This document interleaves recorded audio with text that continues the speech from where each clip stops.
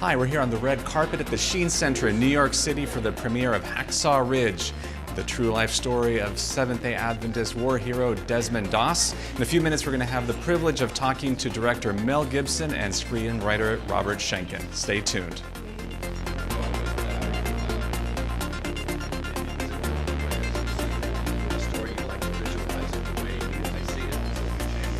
We are here with Robert Schenken, screenwriter for Hacksaw Ridge.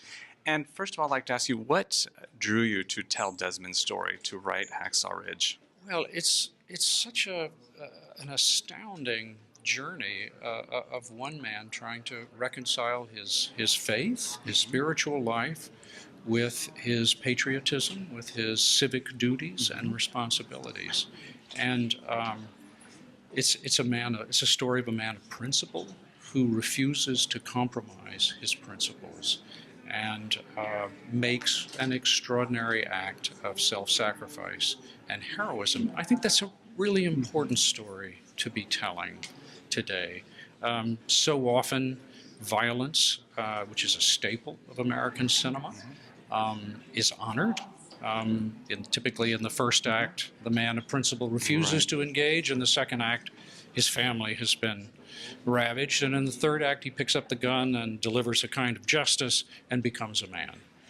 Desmond never picks up the gun, and I think that's a really important idea to honor today. We're with Mel Gibson, director of Hacksaw Ridge. Mel, what attracted you to this story, to tell this story? Well, it's just a great, compelling story about a man whose courage and convictions and faith, allowed him to do stuff beyond his own power. And I thought that was really compelling and inspiring. So I think everyone should share that story.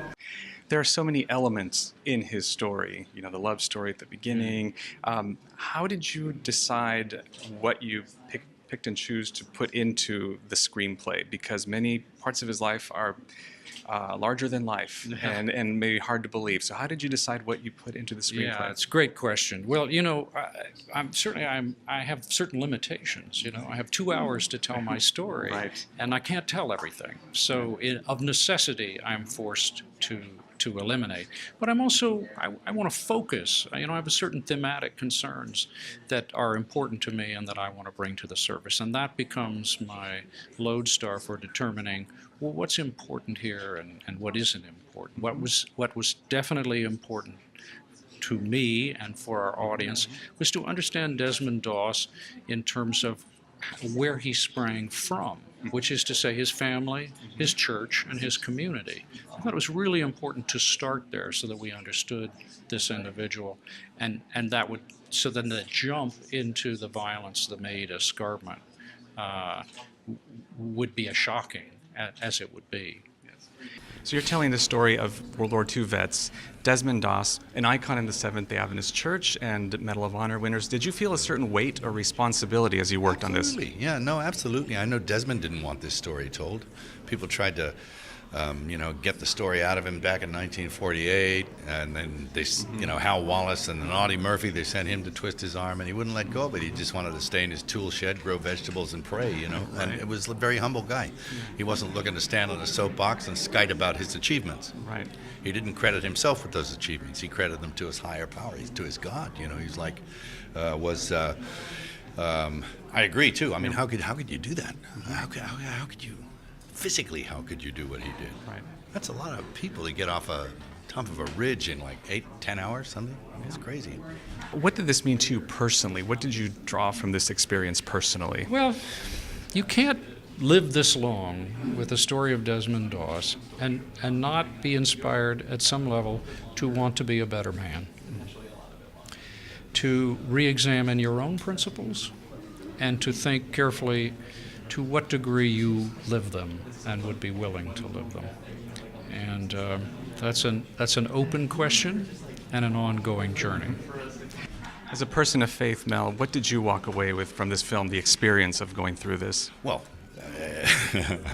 look, when I say inspiration, I look at a character like that. I'm inspired by that character. Now, it shined a light on how probably, how my faith is probably nothing like that. I don't know if I have that strong a faith to just go into enemy fire for a brother. I mean, could you do that? Yeah. Right? I mean, that's very and to do it again and again and again and again and again. And again, yeah, Right? absolutely. Greater love hath no man. Yeah. Could I ask you if I could just take a couple seconds and say a quick message to 20 million Seventh-day Adventists who are 20 excited, million? who are excited worldwide, who are excited about this Are they all film? in the same place? No, they're not. Thankfully not. But they're very excited about the film. If you could just give them a quick message. Hey, hello there. Hey, I hope you're going to see Hacksaw Ridge. It's one of yours. Cheers. And what would you say, how relevant is Desmond's story today? Because I know there's a part in the movie where he says, in a time when things are so terrible and bad, is it so bad to try to do put a little good back into it? How relevant is it today? Oh, I couldn't be more relevant. Couldn't be more relevant. I mean, here we are in a world that still, sadly, is riven with conflict, and oftentimes, tragically, that conflict is motivated by religious differences. Here's a man who goes to war out of patriotism, but an intense religious belief which he is unwilling to compromise. That's important. Desmond models a very different kind of masculinity than what we're used to hearing in this country, and I think that's really important. So for all those reasons, I think it couldn't be more pertinent than it is right now. And one last question. How much did you rely on resources like Terry Benedict's documentary, The Conscientious Objector, or The Unlikeliest Hero, the book? Well, Terry's documentary was the founding document, and his work with Desmond, the interviews and the tape recordings of those interviews were really the heart of what I had to work with. So I'd have been badly crippled without it. So I'm very grateful for the work he did. It was inspiring and utterly essential. Well, thank you so much you. and on behalf of the Seventh-day Adventist Church, thank you for honoring the veterans and Desmond in his story. Oh, well, thank you. I appreciate that.